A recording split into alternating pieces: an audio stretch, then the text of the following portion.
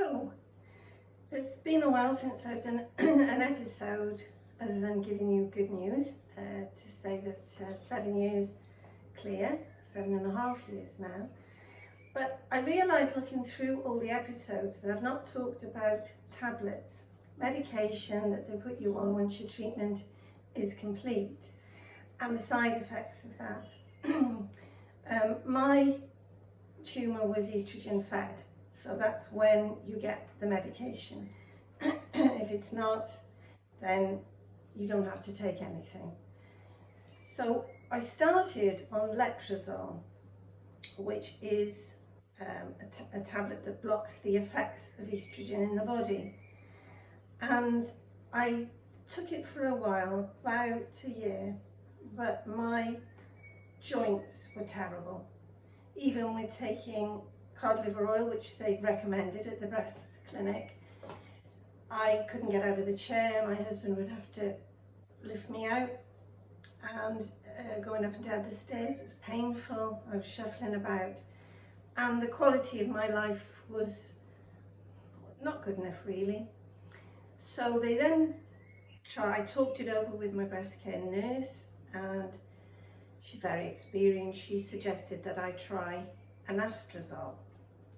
So I went on to anastrozole for 6 months, but it was pretty much the same. And I was quite miserable at the end of that time, feeling that although I wanted to protect myself by using the medication, quality of life just wasn't there. So I had another conversation with her, and she said tamoxifen. Now, anastrozole and letrozole are more modern, I would say stronger, maybe more effective tablets, but I had to weigh up the quality of life with either not taking any or taking something which I, in my own mind, wasn't so sure was as effective. However, I've been on the tamoxifen now for 5 years, and the side effects are nothing like they were on the other medications for me. Now, having said that, whenever I meet someone who has had breast cancer, and somehow we get onto this subject, even on aeroplanes and in restaurants, it's surprising. But there's a good fellow feeling and a sharing of information which is helpful. But I have noticed that a lot of women who take anastrozole don't have the side effects that I did. Their joints are fine, they go to the gym, they're out walking. So it's a very personal thing with these medications, and all I can say is try what your specialist has put you on, and if the side effects are just really affecting your quality of life, talk to them, have the conversation.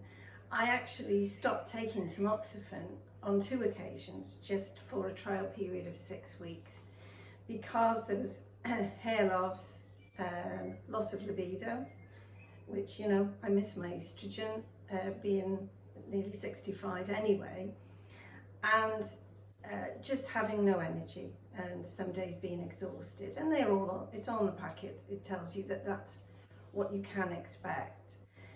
But I didn't feel that much better, and of course, as you get older, it's difficult to know what would have happened anyway.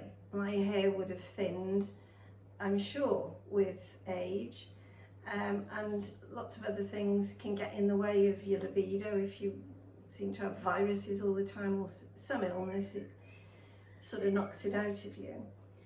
But I continued because the comfort of knowing that I was taking a medication which would stop the estrogen, and there's so many benefits if you read the information sheet that comes with it on what it's for, and it is, you know, surprising how useful a medication it is. So then you come to, what do I do about the side effects? And still take cod liver oil, because why wouldn't you? They told me I could. And then I think about being exhausted. What I've learned is that I've got energy in the mornings. So I plan my day around doing activities in the morning, whether it's housework, exercise or projects.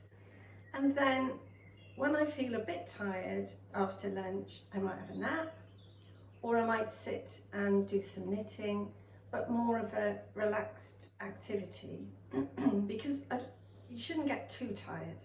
If I get really overtired, if I stood ironing all day or cleaned the house from top to bottom, I would probably be so tired that I would cry, and then obviously that's no good for you and no good for your family. So I pace myself. I find that if I don't have unrealistic expectations, I still get a lot done. So the thing about libido, without going into too much detail, is that sometimes you need a cuddle at a time when you're not tired. And who knows, if you have a little siesta together in the afternoon and all the factors are there, you're not too tired, and one thing can lead to another, which is then a good thing, isn't it? And with the hair loss, this is not my hair, this is a topper. I've still got hair, but there are days when I'm sick of thinking about how thin my hair is, how miserable I feel about it. What can I do next? So I bought a topper, I put that on, or I put an Alice band on because it's the thinnest part is around here, and the Alice band then covers the worst of it. I take Boots tablets, hair, skin and nails. They seem to be helping because my nails are pretty bad, or were pretty bad.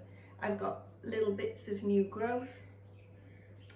I massage my scalp. I've got a sort of a pad, like a head scratcher, but with softer plastic parts, and I'll sit and I'll massage some oil, maybe with tea tree in, my own blend, to stimulate the scalp. And I'll do that maybe sat watching the television one evening before I'm going to wash my hair in the morning.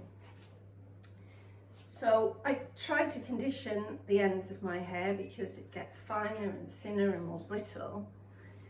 And I suppose if I lose my hair eventually, I would wear a wig, and then you don't think about it.